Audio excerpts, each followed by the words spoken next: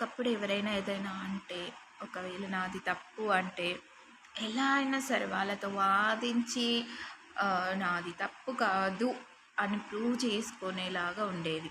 కానీ మన ఎక్స్‌పీరియన్సెస్, ఆహ్, మన ఏజ్, అదంతా కాలం ఎలా మారిపోయిందంటే, ఇప్పుడు వాదిస్తే ఏమొస్తుంది, మెంటల్ డిస్టర్బెన్సెస్ తప్ప. సో, కాస్త నవ్వేసి ఏంటి సైలెంట్‌గా ఉంటే పీస్ ఆఫ్ మైండ్, మంచిగా ప్రశాంతంగా ఉండొచ్చు అని పక్కకెళ్ళిపోయేంత కాలం మారిపోయింది.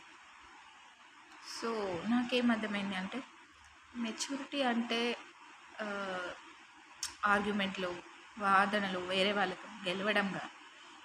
ఏ సిచ్యుయేషన్‌లో ఎలా ఉండాలి, ఎక్కడ గట్టిగా మాట్లాడాలి, ఎక్కడ మౌనంగా ఉండాలి, ఎక్కడ మౌనంగా ఉండిపోవాలో తెలవడమే మెచ్యూరిటీ. ఏమంటారు?